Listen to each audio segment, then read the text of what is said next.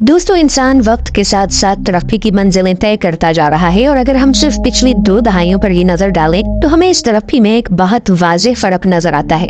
लेकिन इंसान आखिर कितनी तरक्की कर सकता है? क्या इस तरक्की की भी कोई लिमिट है? दोस्तों, इंसान ने तकरीबन हर चीज को नापने के लिए स्केल्स यानी पैमाने डेवलप किए, जैसे लीटर्स, किलोमीटर्स या किलोग्राम वगैरह। 1964 में एक रशियन एस्ट्रोफिजिस्ट निकोलाई कार्डाशोव ने एक स्केल डेवलप किया जिससे इस चीज का अंदाजा लगाया जा सकता है कि कोई सिविलाइजेशन टेक्नोलॉजी और एनर्जी की कंजप्शन के हिसाब से तरक्की की किस स्टेज पर है। इस स्केल को कार्डाशोव स्केल के नाम से भी जाना जाता है। ओरिजिनली इस स्केल में 3 तरह की सिविलाइजेशंस के बारे में बताया गया है, जिनमें सबसे पहली टाइप 1 सिविलाइजेशन कहलाती है। टाइप 1 सिविलाइजेशन को प्लैनेटरी सिविलाइजेशन भी कहा जाता है। इस सिविलाइजेशन के पास एक ऐसी काबिलियत होगी कि वो अपने सैयारे की तमाम चीजों को कंट्रोल करके इनसे एनर्जी जनरेट करेगी। मिसाल के तौर पर ज़लज़ले, तूफान, आतिशफ़शां और मौसम वगैरह जैसी तमाम चीजों को अपने काबू में रख के अपने फायदे के लिए इस्तेमाल कर सकेगी। टाइप 1 सिविलाइजेशन के पास ये काबिलियत भी होगी कि वो अपने प्लैनेट पर आने वाली सूरज की 100% एनर्जी को अपने इस्तेमाल में ला सकेगी।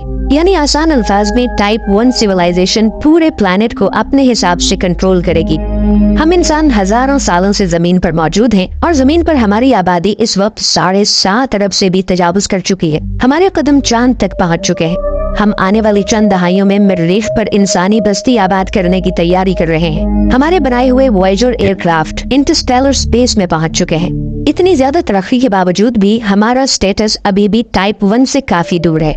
अगर हम टाइप 1 को टाइप 0 कंसीडर करें तो ये ज्यादा बेहतर रहेगा। कार्ल सेगन, जो कि एक मशहूर अमेरिकन एस्ट्रोनॉमर थे, उन्होंने एक फार्मूला तैयार किया था जिससे ये पता लगाया जा सकता है कि कोई सिविलाइजेशन पावर यूजेस के हिसाब से कार्डाशेव स्केल में किस रेटिंग पर आ रही है, क्योंकि ओरिजिनली कार्डाशेव स्केल कोई दरमियानी वैल्यू नहीं बताता।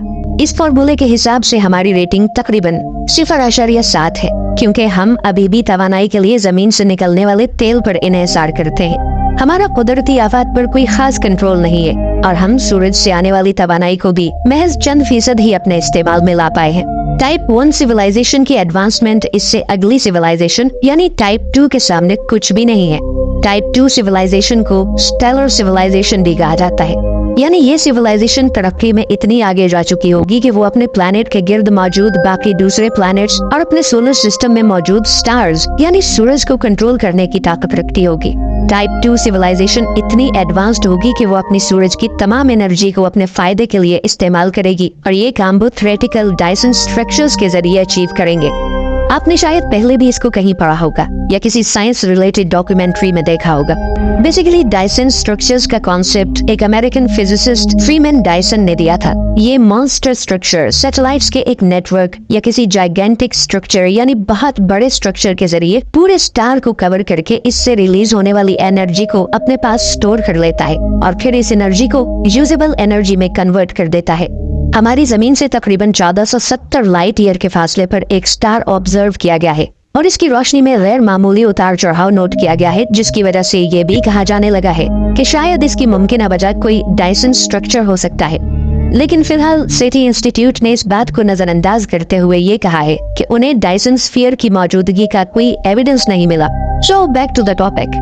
दोस्तों, सोलर सिस्टम टाइप 2 सिविलाइजेशन के लिए एक प्लेग्राउंड की तरह होगा, यानी पूरे सोलर सिस्टम में उनकी कॉलोनीज होंगी।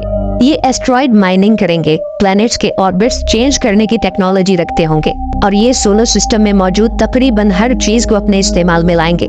ये सिविलाइजेशन थ्योरेटिकली इतनी एडवांस होगी कि इसे खत्म करना नामुमकिन होगा, यानी वो इमॉर्टल होगी। मिसाल के तौर पर अगर कोई चांद के साइज का एस्ट्रॉइड भी जमीन की तरफ आ रहा हो तो वो उससे भी जमीन को बचाने की काबिलियत रखते होंगे। टाइप 3 सिविलाइजेशन को गैलेक्टिक सिविलाइजेशन भी कहा जाता है, यानी इस सिविलाइजेशन की रसाई अपनी पूरी गैलेक्सी में होगी। इस सिविलाइजेशन के काम करने का बेसिक तरीका टाइप 2 जैसा ही होगा, यानी डायसन स्ट्रक्चर्स, एस्ट्रॉइड माइनिंग और दूसरे प्लैनेट्स पर कॉलोनीज बनाना। लेकिन टाइप 3 ये काम पूरी गैलेक्सी के लेवल पर करेगी। अगर इंसान टाइप 3 के दर्जे तक पहुंच गया तो हमारे पास कितनी एडवांस टेक्नोलॉजी मौजूद होगी कि न सिर्फ हम स्टार से एनर्जी कलेक्ट कर सकें, बल्कि ब्लैक होल्स, व्हाइट होल्स जिनकी मौजूदगी थ्योरेटिकली मुमकिन है, गैमा रे बर्स्ट, क्वासर्स और मुमकिन तौर पर गैलेक्सी के सेंटर में मौजूद सुपरमैसिव ब्लैक होल से भी एनर्जी एक्सट्रैक्ट करने की काबिलियत रखते होंगे। पूरी गैलेक्सी हमारे लिए एक प्लेग्राउंड की तरह होगी और हम गैलेक्सी की हर एक चीज को अपने इस्तेमाल में लाएंगे, जिसकी वजह से ऐसा महसूस होगा कि गैलेक्सी के सेंटर में कोई होल है, क्योंकि इसके तमाम स्टार्स के इर्द गिर्द डायसन स्ट्रक्चर्स होंगे। हमारे यूनिवर्स में गैलेक्सीज के सुपर क्लस्टर्स के साथ साथ वॉइड्स भी मौजूद हैं, जो कि असल में खाली जगह कहलाती हैं, जहाँ पर गैलेक्सीज बहुत थोड़ी या ना होने के बराबर होती हैं। इसी तरह का वॉइड हमारी जमीन से तकरीबन 3 बिलियन लाइट ईयर्स के फासले पर मिला है। इस वॉइड का डायमीटर तकरीबन 1.8 बिलियन लाइट ईयर्स है।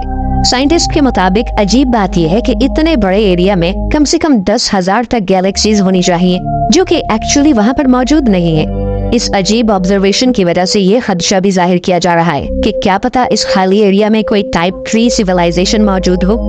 इन तमाम बातों को इमेजिन करना इस वक्त बिल्कुल इसी तरह है जैसे हम चंद हजार साल पहले जाके ये इमेजिन करें कि इंसान भी एक दिन परिंदों की तरह हवा में प्रवास करेगा। उस वक्त ये बातें साइंस फिक्शन और फिल्में लगेंगी, लेकिन एक और फिजिसिस्ट मिकी कॉको का कहना है कि हम तकरीबन अगले 100 सालों में टाइप 1 सिविलाइजेशन का दर्जा हासिल कर लेंगे, यानी हमारा पूरा प्लेनेट हमारे कंट्रोल में होगा।